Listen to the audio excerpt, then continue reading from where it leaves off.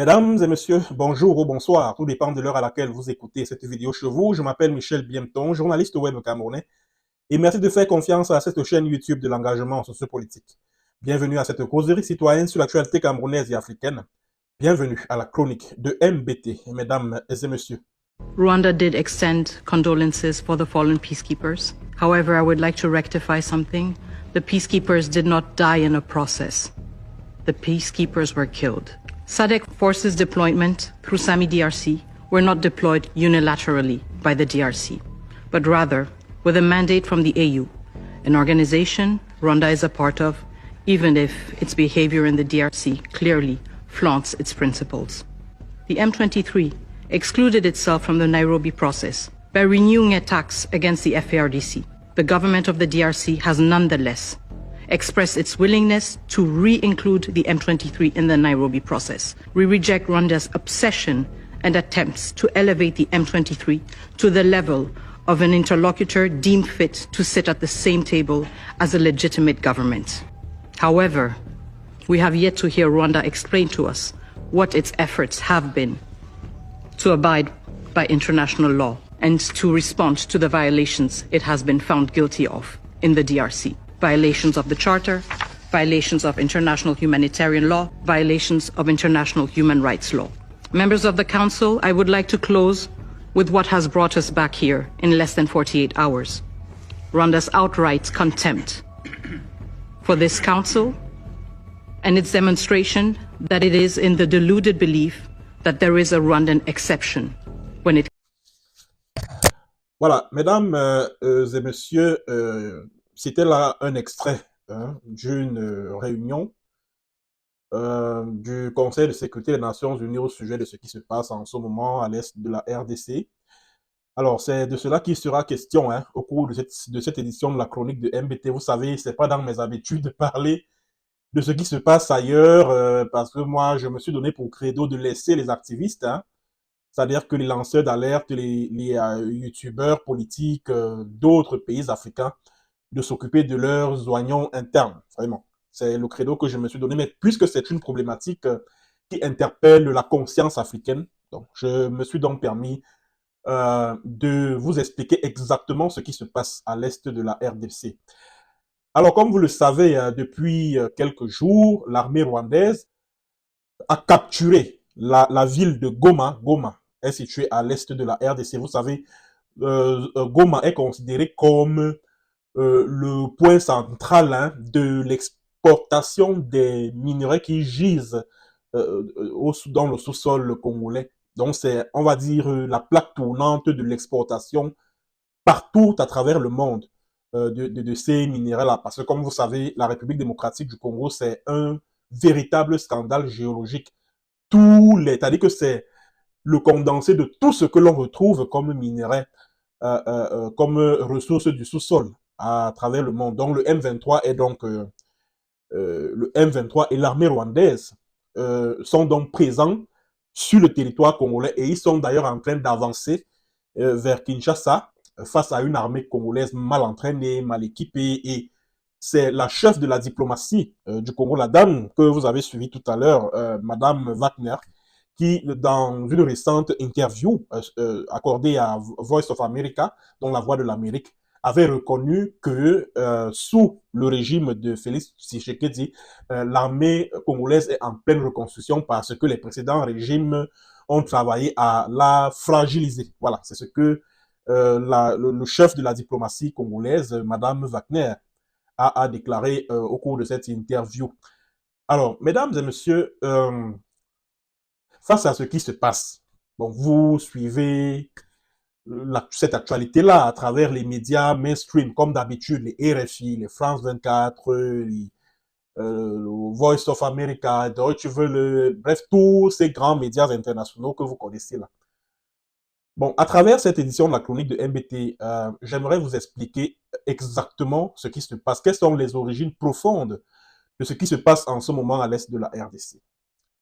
Alors, les origines profondes de la déstabilisation, de l'instabilité qui prévaut en ce moment à l'est de la RDC, c'est le génocide rwandais. Donc, ça veut dire que après le génocide rwandais de 1994, Il y a eu par la suite l'invasion de l'Est de la RDC, la chute de Mobutu Sese Seko, et puis cette instabilité qui a commencé parce que beaucoup de gens voient le M23 et tout, on parle de la ville de Goma qui est tombée entre leurs mains et tout, on voit l'instabilité. C'est quelque chose, c'est-à-dire que cette zone-là est instable depuis près de 30 ans aujourd'hui.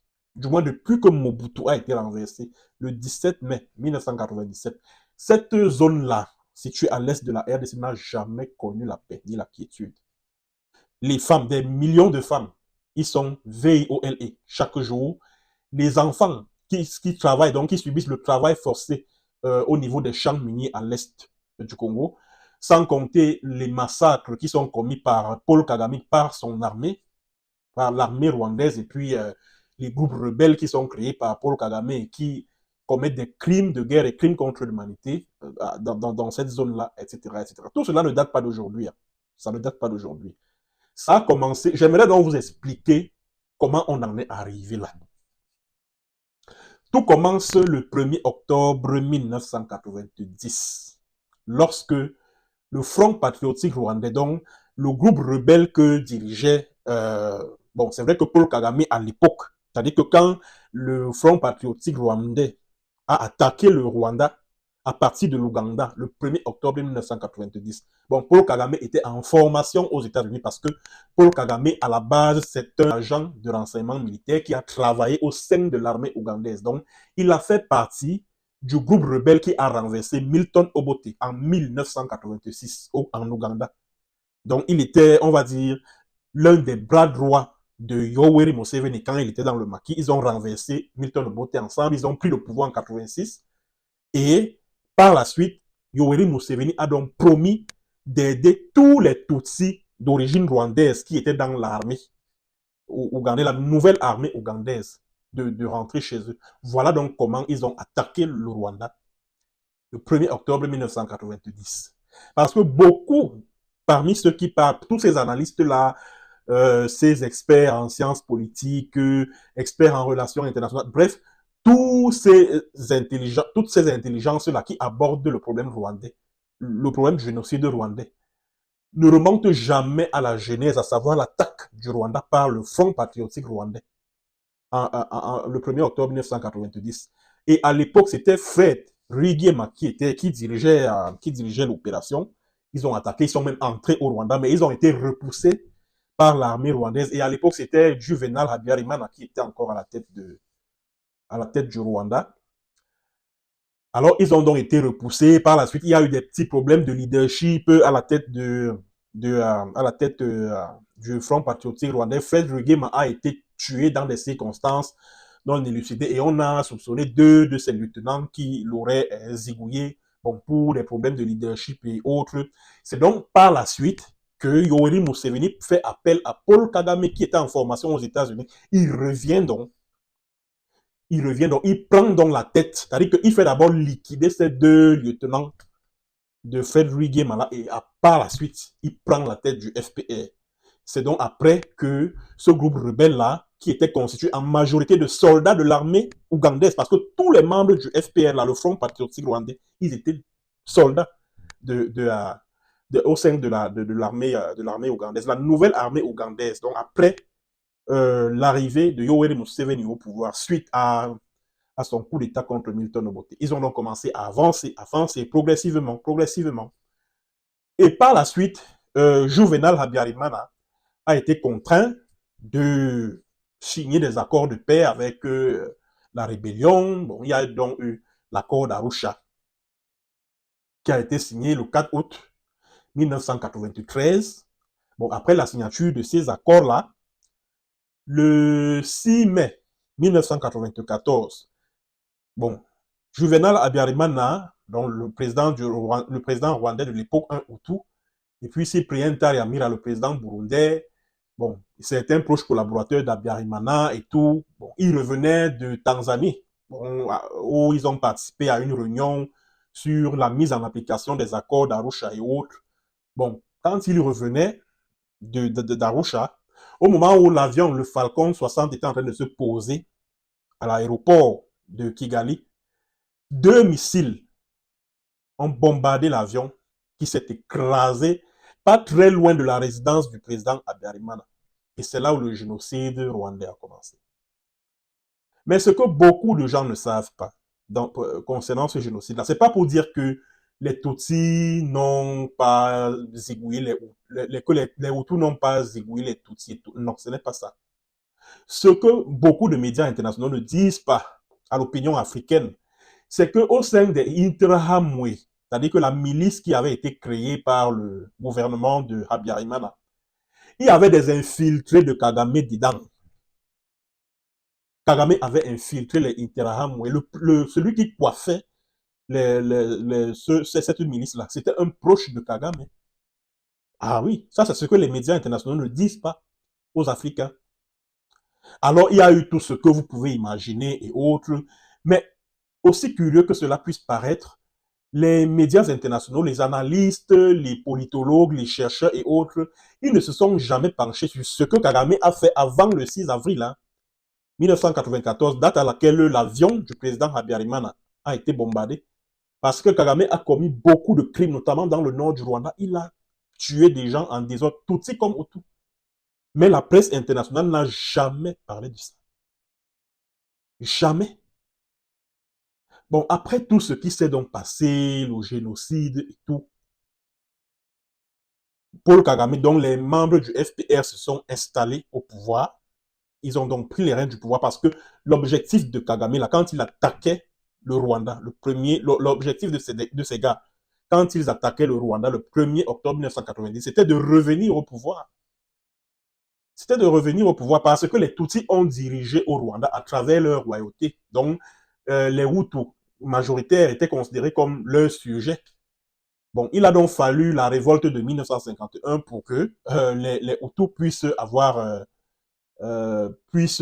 conquérir le pouvoir suprême au Rwanda avec l'aide de la Belgique. Et quand les Hutus ont pris le pouvoir en 1959, ils ont commencé à pourchasser les Tutsis. Et tous ceux qui sont aujourd'hui à la tête du Rwanda, là, donc tous ceux qui ont stoppé le génocide, selon tous les anciens fidèles de Paul Kagame, là, qui n'étaient plus en phase avec lui sur un certain nombre de choses, sur la conception que Paul Kagame avait de la gestion de l'État. Bon, ils ont décidé qu'ils ne sont pas d'accord parce que ce n'est pas pour cela qu'ils se sont battus. Voilà, ils ont décidé de se séparer de Kagame, de quitter le pays et de créer le Congrès national rwandais. Voilà. Mais Paul Kagame continue de traquer tous les opposants, tous les dissidents qui sont à l'extérieur. Là. Allez, il envoie les services secrets pour les assassiner, pour les zigouiller. Pour les zigouiller. Et la communauté internationale, entre guillemets, soutient Paul Kagame. Selon la doxa des médias occidentaux, là, donc tous ceux qui ont stoppé les Paul Kagame, les James Kabarebe, les Kayumba Nyamwasa, bref, tous les membres du clan Kagame, là, c'était les fils des Tutsis qui avaient été pourchassés par les Hutus. Quand ces derniers sont arrivés au pouvoir en 1959. Et ces Tutsis-là ont commencé à fuir vers l'Ouganda, vers l'actuelle RD Congo, vers la Tanzanie, etc., etc. Donc, et à l'époque, en 59, là, les Kagame et autres, ils étaient des tout petits enfants, ils avaient à peine 3, 4, 5 ans. Alors, quand ils attaquent donc le Rwanda en 90, là, c'est pour revenir au pouvoir, donc reprendre le contrôle de l'appareil étatique. Voilà. Après donc le génocide, Paul Kagame et tous les membres de son clan ont donc pris les rênes du pouvoir et ils ont donc poursuivi, après avoir commencé les massacres au niveau du Rwanda, ils ont donc poursuivi la sale besogne au Congo voisin. Donc à l'époque, ça s'appelait le Zaïre. Et le prétexte qu'ils utilisaient, c'était que les Hutus qui avaient fui pendant le génocide, donc les ex-miliciens, Interahamwe, les ex-soldats des forces armées rwandaises, etc., étaient en train de se réorganiser pour attaquer le Rwanda. Donc c'était ça le prétexte qu'ils utilisaient pour pénétrer le sol congolais et commettre des massacres, tuer des civils, s'attaquer au camp des réfugiés Hutus, etc., etc. Et après le génocide rwandais, donc, en 1994, la CIA, donc les services de renseignement américains, entrent en contact avec Laurent Désiré Kabila. Ils entrent en contact avec Laurent Désiré Kabila, qui était un lumumbiste, un révolutionnaire. Ils entrent en contact avec lui, ils entrent en contact avec Kagame et puis Museveni. Et ensemble, ils créent donc ce qu'on a. Alors, ils créent donc un mouvement en 1996 qui va s'appeler l'AFDL. Alliance des forces démocratiques de libération. Je crois que c'est ça la signification de cet acronyme-là. C'est un mouvement rebelle qui va se donner pour objectif de renverser le président Mobutu Sese Seko. À partir d'octobre 1996, l'AFDL va lancer les premières incursions en territoire zaïrois, parce qu'à l'époque, ça s'appelait Zaïre. Ils vont commencer à marcher sur le pays jusqu'à Kinshasa. Ils vont commencer à capturer ville après ville, ville après ville, ville après ville. Et à l'époque, là, quand l'AFDL, qui était dirigé par Laurent Désiré Kabila, quand l'AFDL arrive en plein Zaïre, quand l'AFDL attaque le Zaïre et commence à capturer certaines villes, notamment à l'est de la RDC, y compris Goma. Mobutu Sese Seko était très malade, affaibli par la maladie et tout. Bon, sans compter aussi le fait que l'administration Clinton ne le portait vraiment pas dans son cœur, parce que sous George Bush, c'est-à-dire le prédécesseur de Bill Clinton, donc le président américain de l'époque, parce que George Bush, le prédécesseur de Bill Clinton, était un ami personnel de Mobutu. Les enfants de Mobutu passaient les vacances auprès de la famille de George Bush père. Donc, les rebelles de l'AFDL vont donc commencer à marcher sur Kinshasa. Ils vont commencer à capturer ville après ville, ville après ville, jusqu'à la chute de Mobutu, le 17 mai 1997. Alors, quand Laurent Désiré, et c'était Laurent Désiré Kabila qui était à la tête de la rébellion, quand Laurent Désiré Kabila renverse Mobutu, il prend le pouvoir. Vous savez ce qui se passe, et c'est là justement que provient le problème, et c'est de là que provient le problème que l'armée congolaise a en ce moment. Quand Laurent Désiré Kabila prend le pouvoir, James Kabarebe, qui était le chef d'état-major de l'armée rwandaise, est nommé. Donc, Laurent Désiré Kabila nomme chef d'état-major de l'armée congolaise le chef d'état-major de l'armée rwandaise, le général James Kabarebe. C'est donc lui qui a liquidé l'armée congolaise, donc en l'infiltrant d'agents rwandais, donc les agents Tutsi et tout. Des agents doubles. Et au fur et à mesure que le temps passe, les Congolais de souche commencent déjà à s'inquiéter de la présence massive de Rwandais, d'Ougandais en RD Congo, qui passaient leur temps à narguer la population, qui passaient leur temps à se comporter de manière bizarrement. Ils voyaient les Rwandais partout au sein de l'appareil de l'État, c'était des Rwandais à gauche, les Ougandais. Alors, sous la pression donc populaire, sous la pression populaire, Laurent Désiré Kabila a été obligé de chasser les Rwandais, c'est-à-dire que les membres de l'AFDL qui l'ont aidé à prendre le pouvoir, les Rwandais, les Ougandais et tout. Il a commencé à les chasser un à un. Et il a décidé de réorganiser l'appareil de l'État congolais. Et c'est là où ces problèmes ont commencé. Et les services de renseignement américains, Paul Kagame et puis Yoweri Museveni, ont donc lancé ce qu'on appelle la deuxième guerre du Congo le 2 août 1998. Le 2 août 1998. D'où l'AFDL qui avait porté Laurent Désiré Kabila au pouvoir, qui avait renversé Mobutu Sese Seko, est devenu le RCD Goma. Le RCD Goma, ils ont commencé à attaquer la République démocratique du Congo, à contrôler certaines d'importantes villes. Ils ont commencé à semer l'instabilité à l'est de la RDC, plus précisément dans la ville de Goma. Ils ont commencé à commettre des crimes de guerre, des crimes contre l'humanité, etc.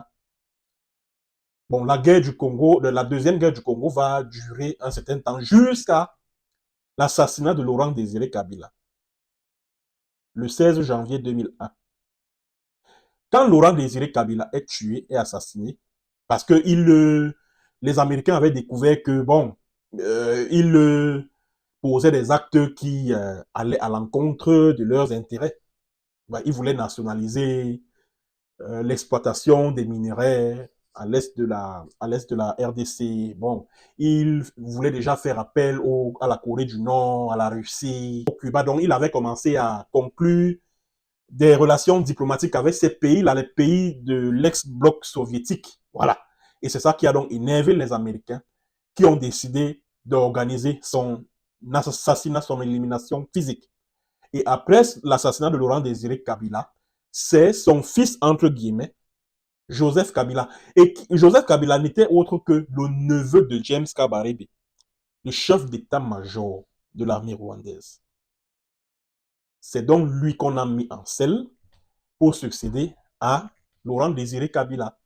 Bon, Joseph Kabila a géré le pays et tout. Bon, entre-temps, il y a eu des accords de paix qui ont été signés en Afrique du Sud et tout. Et à la faveur de ces accords de paix-là, il y a certains Tutsis congolais qui ont intégré l'appareil de l'État. Certains ont même été des vice-présidents et tout. Bon, il était également question au cours de ces multiples accords qui ont été signés, bon, entre 2002 et puis 2005 aussi, d'organiser des élections législatives, présidentielles, donc les élections générales. Voilà. Des élections ont été organisées en 2006.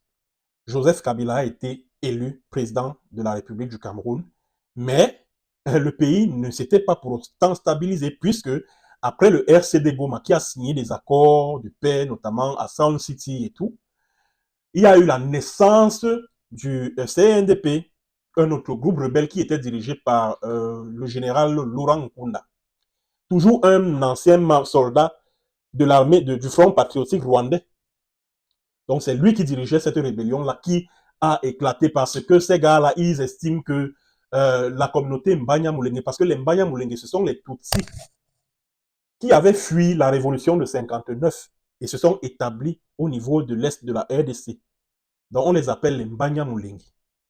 Les Tutsis congolais, ils se plaignent de marginalisation et tout, que voilà, qu'ils sont marginalisés par l'État congolais, ce qui est faux. Ce qui est faux. Les Tutsis congolais sont très bien intégrés au sein de l'appareil de l'État congolais. Il y a donc eu une nouvelle rébellion qui a été qui a éclaté, le CNDP, c'était en 2004, comme ça, 2004-2005. Voilà. La rébellion a éclaté pour continuer à revendiquer, pour continuer à dénoncer la marginalisation des rwandophones congolais et tout, et tout, et tout, et tout, et tout. Bon, ils ont continué à déstabiliser le pays, etc., etc. Bon, entre-temps, la Cour pénale internationale a lancé un mandat d'arrêt contre Laurent Nkunda pour crimes de guerre et crimes contre l'humanité. Il s'est enfui vers le Rwanda. Bon, on ne sait pas ce qu'il devient jusqu'à présent. Voilà. Et c'est donc après cette autre instabilité créée par cette par ce nouveau mouvement rebelle, que les accords ont été signés le 23 mars 2009, je crois, oui. Le 23 mars 2009, entre l'État congolais et le CNDP. Bon, l'un des points de ces accords-là, c'était que les ex-membres de la rébellion devaient intégrer l'armée congolaise et tout, bon, l'armée, l'appareil de l'État congolais, etc., etc. Bon, ce qui a été fait. Bon, maintenant, on ne comprend pas comment, en décembre 2012, la rébellion a à nouveau éclaté pour revendiquer la marginalisation de la communauté Mbanya Mulenge à l'est de la RDC. Pourtant, l'un des objectifs de l'accord de paix qui a été signé le 23 mars 2009, c'était d'intégrer davantage les Mbanya Mulenge au sein de l'appareil de l'État. Donc, le M23 est donc né, selon ce mouvement rebelle, du non-respect des accords signés le 23 mars 2009. Donc, d'où le nom M23. 23 ici renvoie à la date de la signature de l'accord du 23 mars 2009. Voilà. Voilà. Voilà donc, mesdames et messieurs, de façon ramassée, les origines de ce qui se passe en ce moment à l'est de la RDC. Ce qui se passe à l'est de la RDC, là, premièrement, c'est Paul Kagame. Tant que Paul Kagame est président au Rwanda, cette zone-là ne connaîtra jamais la stabilité. Ça, c'est d'un. De deux, ce sont les Américains qui sont derrière. Parce que l'uranium qui gît dans le sous-sol congolais, le Pentagone, c'est-à-dire que le département de la défense des États-Unis a fait de l'uranium du Congo un enjeu de sécurité nationale. Le cobalt, le coltan et tout, c'est ça qui sert à fabriquer les téléphones, les iPhones et tout. Donc les multinationales telles que Apple, Tesla et autres fabriquent les produits électroniques à partir du coltan qui est extrait du sous-sol du Congo. Donc les Congolais en fait sont victimes de la richesse de leur sous-sol. Le jour où ces minéraux-là, ces ressources naturelles vont tarir complètement, le jour où elles vont s'assécher, la paix va revenir à l'est de la RDC. Tant que le Congo demeure un pays riche en ressources minières, ce pays ne connaîtra jamais la paix parce que c'est un pays qui suscitera toujours les convoitises des grosses boîtes, des grosses multinationales aux occidentales. Parce que les M23, le Rwanda et tout ça là, qui les finance, qui les arme, ce sont ces multinationales-là, américaines. Et ce sont les Américains qui sont derrière Paul Kagame. Paul Kagame, c'est un agent de la CIA. Ah oui, c'est un agent de la CIA. Voilà pourquoi depuis qu'il s'est installé au pouvoir au Rwanda, il peut faire ce qu'il veut. C'est-à-dire qu'il a instauré un régime dictatorial où il enferme les opposants, il interdit. La liberté d'expression est un luxe au Rwanda. Il interdit aux opposants de parler, aux libres penseurs et tout. Les journalistes, ils tuent les opposants, ils jettent en prison. Et même les dissidents rwandais qui sont à l'étranger, il les traque, c'est-à-dire il envoie les services secrets, ces services secrets, pour les traquer, les tuer. Son ex-chef des renseignements extérieurs, Patrick Karegeya, Paul Kagame l'a zigouillé le 1er janvier 2014 dans un hôtel sud-africain. Il a envoyé ses tueurs professionnels pour aller le zigouiller. Parce que Karegeya a été son ami personnel. Ils ont fait la rébellion ensemble en Ouganda. Alors quand ils ont pris le pouvoir au Rwanda, Paul Kagame l'a nommé chef des services de renseignement extérieur. Et après, vers 2004-2005, Karegeya et puis Paul Kagame, ils se sont brouillés, tout. Après, Karegeya est allé en prison, il est sorti. C'est après sa sortie de prison qu'il a quitté le pays pour aller s'installer en Afrique du Sud. Et de l'Afrique du Sud, il a créé le Conseil national rwandais, donc c'est un parti d'opposition qui réunit tout juste parce qu'il permet à ces multinationales occidentales d'exploiter, de piller le sous-sol congolais. Oui. Voilà pourquoi Paul Kagame peut faire ce qu'il veut. Bon, les Américains, l'ONU même est impuissante face à Paul Kagame. La preuve, quand on a ouvert le procès des génocidaires, là, donc après le génocide de 94, là, tous ceux qui ont été jugés devant le TPIR créé par l'ONU, c'était les gars, les membres du régime, du régime déchu, du régime de Habyarimana. Aucun membre du clan Kagame n'a été traduit devant ce tribunal. Aucun. Et le parquet de ce tribunal a été basé à Kigali, au Rwanda, contrôlé par Paul Kagame. Donc les magistrats là, qui étaient les magistrats du parquet du TPIR là, ne pouvaient même pas oser ordonner l'ouverture d'une enquête sur le rôle de Kagame dans le génocide. Pourtant, ce sont ces gars qui ont bombardé l'avion d'Abiyarimana. Ce sont les gars de Kagame qui ont bombardé l'avion d'Abiyarimana. Et la justice française a ouvert une enquête dessus, puisque les membres de l'équipage là, de cet avion, tous c'était des Français. Tous étaient des Français. Donc les membres de leur famille ont donc ouvert une enquête en 1997. Et en 2000, ou c'est en 2020 et autres, la justice française a prononcé un non-lieu. Juste parce que le pouvoir de Kagame avait menacé de rompre diplomatiquement les relations avec la France. C'était au temps de Sarkozy, parce qu'il y a un juge là-bas en France, le juge Bruguière. C'est lui qui avait lancé les mandats d'arrêt contre Paul Kagame et 9 membres de son clan. Parce que Bruguière avait mené des investigations et il avait découvert que Paul Kagame et les gars du FPR là, avaient quelque chose à voir avec l'attentat de l'avion d'Abiyarimana, là. Il a lancé un mandat d'arrêt en fin novembre, comme ça, là, en novembre 2006. Ça a créé une tension diplomatique entre le Rwanda et puis la France. Bon, comme les multinationales françaises exploitent les ressources du sous-sol à l'est de la RDC, allez, le gouvernement français a mis la pression sur les juges en charge de l'affaire pour que la justice prononce un non-lieu. Pour que la justice prononce un non-lieu. Et cela a été fait en, je crois, 2020 ou 2022 ou 2021. Non-lieu dans l'affaire de l'attentat de l'avion d'Abiyarimana. Non-lieu. Vous comprenez donc pourquoi même Félix Tshisekedi, il n'y peut rien.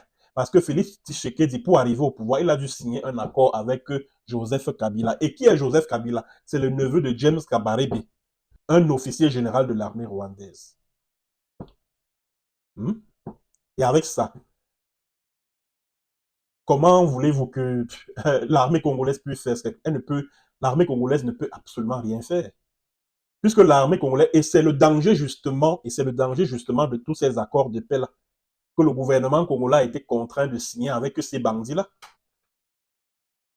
La conséquence, c'était qu'il fallait intégrer ces petits Rwandais-là qui déstabilisent la RDC dans l'armée, les services de renseignement, la police et autres là. Voilà pourquoi l'armée congolaise est affaiblie. Elle est affaiblie totalement. Donc, pour terminer cette chronique, je vais dire à mes frères de la République démocratique du Congo que je suis solidaire de ce qui leur arrive. Je suis solidaire de ce qui leur arrive. Et pour sortir de ce bourbier-là, mes frères congolais, première chose, que vos dirigeants-là, que votre gouvernement ne signe plus le moindre accord avec ces rebelles-là. Ne signez plus rien avec ces gens. Ne signez plus rien parce que ces gens-là profitent de la signature de ces accords-là pour infiltrer l'appareil de l'État congolais. Ne signez plus rien avec ces gens-là. Rien. Deuxième chose, il faut chercher à renverser Félix Tshisekedi, y compris par la rue. Il faut le renverser parce qu'il a montré ses limites au grand jour. Il a administré la preuve qu'il ne peut pas. Il n'est pas à la hauteur de ce problème-là. Donc, il faut le chasser, y compris par la rue. Et vous en êtes capable. Il faut le chasser. Troisième chose, il faut oublier l'ONU.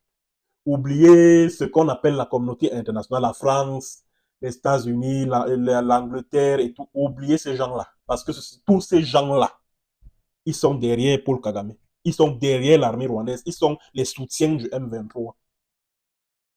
L'ONU, oubliez. Oubliez. Oubliez ces gens. Ne comptez même pas sur eux pour ramener la paix et la stabilité à l'est de la RDC. Ne comptez pas sur ces gens-là.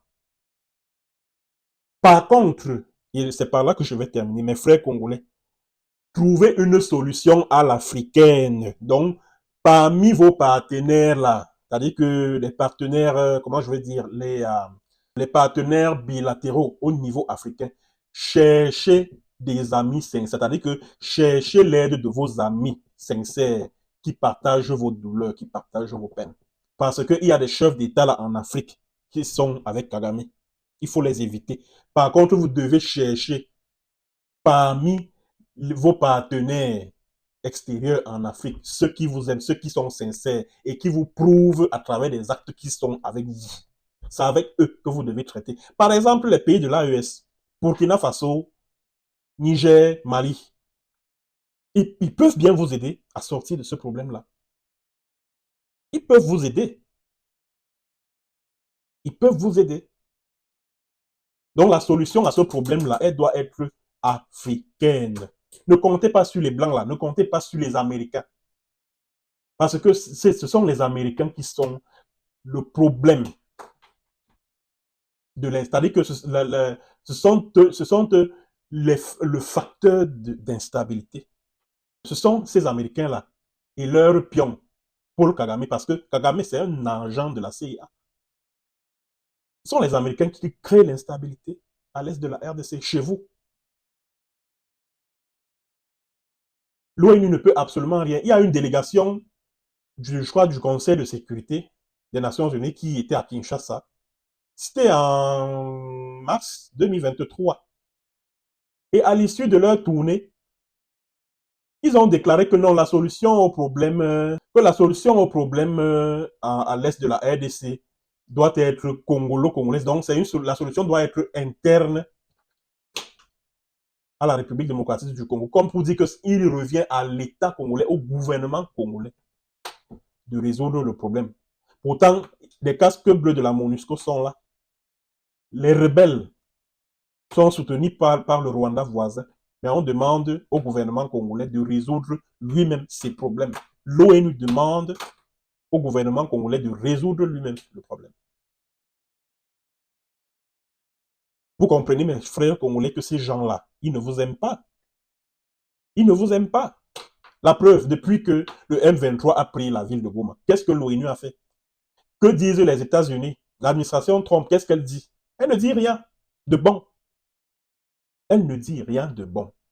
Quelles mesures ont été prises depuis là pour chasser ces M23 et puis l'armée rwandaise? Quelles mesures ont été prises? Aucune. Aucune mesure n'a été prise. Aucune. Les États-Unis, l'Angleterre, la France et tout. C'est parce que cela fait leurs affaires. La présence du M23 à Goma. Goma, c'est la plaque tournante de l'exportation de ces minéraux-là vers le monde. Ah oui. Donc, cette situation-là les arrange. Ça arrange les Occidentaux, ça arrange les Américains, les Anglais, les Français même. Ah oui. Bon, mesdames et messieurs, c'est tout ce que j'avais à dire concernant le problème de la RDC. Merci d'avoir suivi, merci de partager la vidéo au maximum. À très bientôt pour une autre séance et sur un autre thème. Bonjour ou bonsoir.